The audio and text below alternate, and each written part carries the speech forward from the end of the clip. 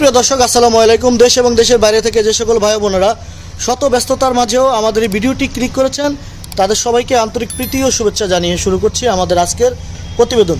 প্রিয় দর্শক, আমাদের ক্যামেরার সামনে যে আপুটিকে দেখতে পাচ্ছেন, তিনি অতি জনপ্রিয় একটি মুখ। ইতিমধ্যেই ইউটিউব চ্যানেলে, সোশ্যাল মিডিয়ায় তিনি ভাইরাল। তো আমরা তার জীবনের গল্পটা আমরা শুনবো শুরু থেকে। চলুন দর্শক, আমরা এই আপুটির সঙ্গে কথা বলি। আগে পরিচয় সেরে নেই, তারপরে আমরা তার বিস্তারিত তুলে ধরবো। আপু, আসসালামু আলাইকুম। জি, ওয়ালাইকুম আসসালাম। আপু, কেমন আছেন আপনি? জি, আলহামদুলিল্লাহ ভালো। ভালো আছেন? আপনাকে অনেক খুশি খুশি লাগতেছে আজকে। ভাই, আমি সবসময় খুশি থাকি। সবসময় খুশি থাকেন? সবসময় হাসি খুশি থাকি। সবসময় হাসি খুশি থাকেন? হাসি খুশি থাকা ভালো, স্বাস্থ্যের জন্য ভালো। তো আপু, সর্বপ্রথম আমরা জানতে চাইবো আপনার নাম কি? আয়েশা। আয়েশা, পুরো নাম? আয়েশা আক্তার। আয়েশা আক্তার।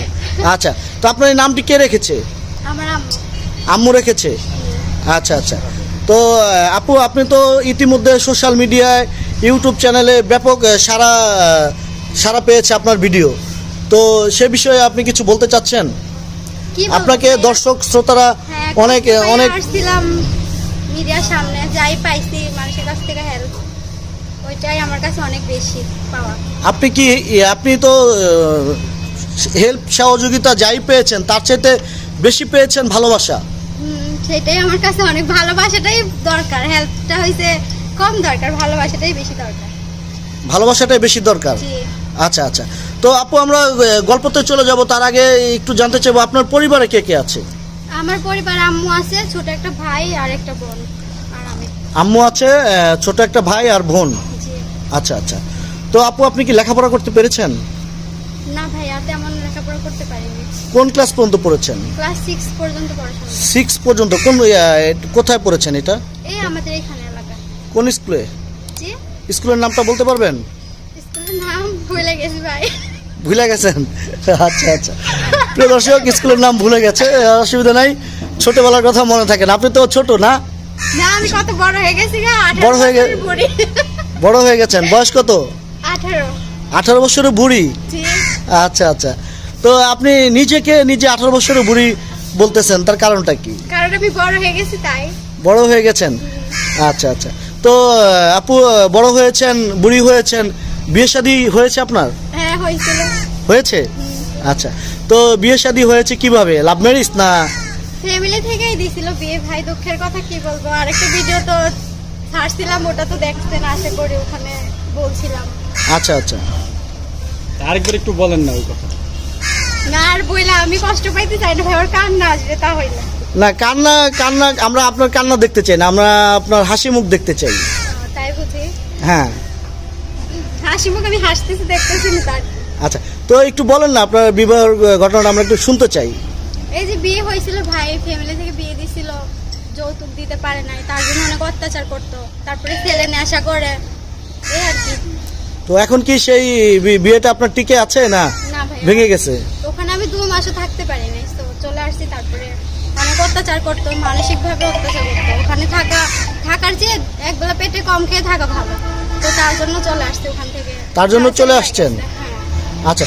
তো কতদিন ছিলেন আপনি? সংসার করেছেন মোট কতদিন? আমি শ্বশুর বাড়িতে 2 মাস ছিলাম। শ্বশুর বাড়িটা কোথায় ছিল আপনার? শ্বশুর বাড়িটা আছে ভাই এলাকার ভিতরে, একটু দূরে। আপনার এই এলাকাতেই? আচ্ছা।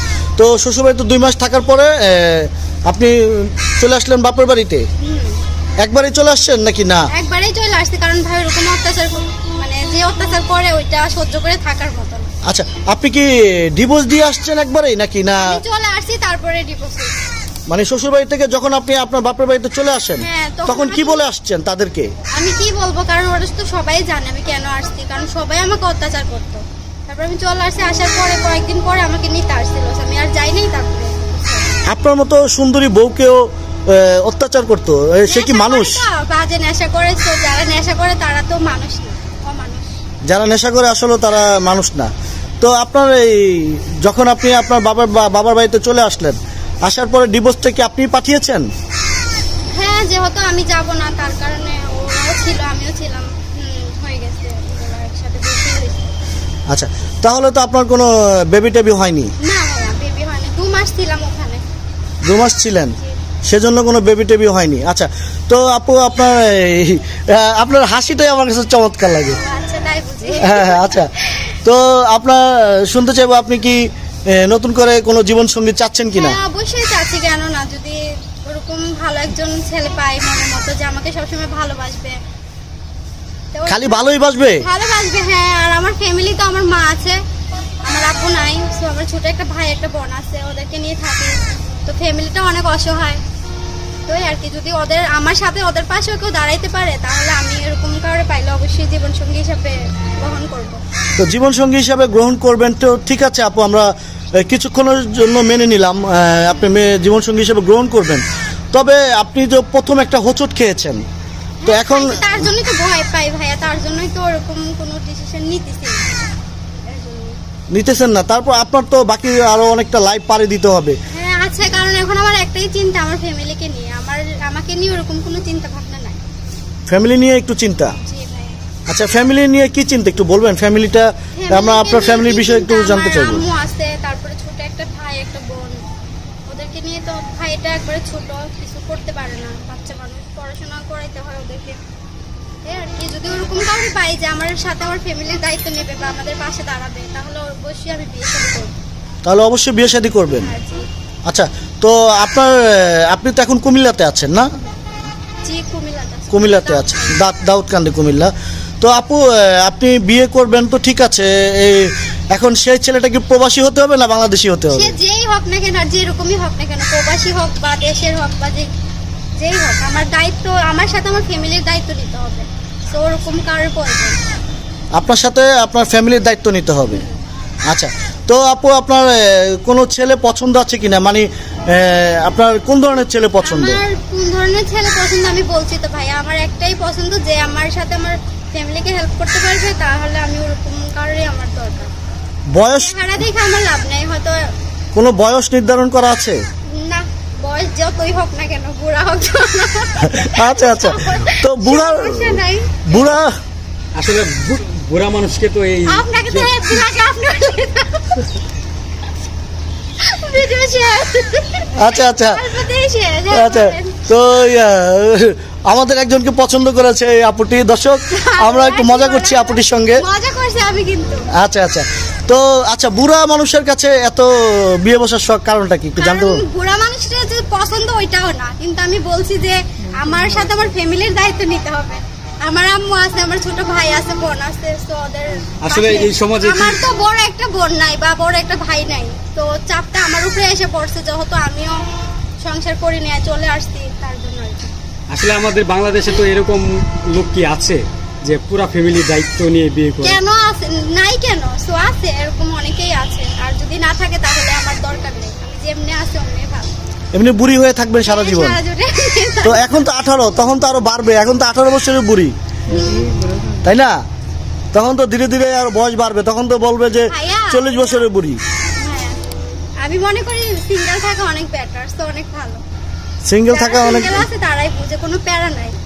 সিঙ্গেল থাকা কোনো প্যারা নাই, ডাবল হলেই প্যারা। হ্যাঁ, double আচ্ছা, হলেই কি ধরনের প্যারা একটু বলবেন আমাদেরকে? কি ধরনের প্যারা দেয়? ধরনের প্যারা, আল্লাহ, সেটা তো বুঝেনি, আবার প্রশ্ন করেন তো। আচ্ছা আচ্ছা, তো দর্শক, আমরা এই আপুটির সঙ্গে একটু মজা করছিলাম। আর তো ঠিক আছে আপু, আপনি কি এই ভিডিওতে কোনো নাম্বার দিতে চাচ্ছেন যোগাযোগের? নাম্বার না, নাম্বার দিব না। নাম্বার দিবেন না? না। তাহলে আপনার দায়িত্ব কিভাবে নিবে? আচ্ছা, দায়িত্ব আমি বললাম না যে আমি আগে একটা ভিডিও করছিলাম, ওখানে একটা ভাইয়া আমাকে হেল্প করছে, তো বোন ডাকছে আমাকে, ছোট বোন, তো অন্য কিছু না। তো উনি থাকে ঢাকাতে, তো যাই হোক, আচ্ছা, তো মানে আমি আর কিছু চাইতেছি না ওরকম। বর্তমানে আর কোনো সাহায্য মানে তেমন একটা প্রয়োজন নাই নাকি? না, কোনো প্রয়োজন নেই।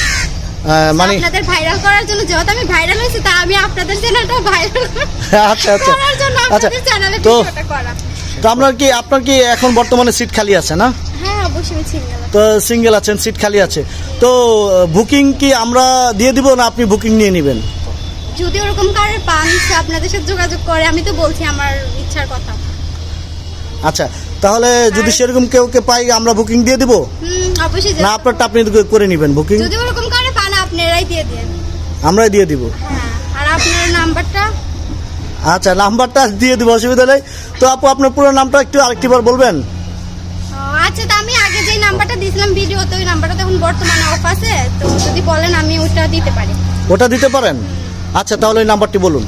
018 018 69 69 31 31 41 41 47।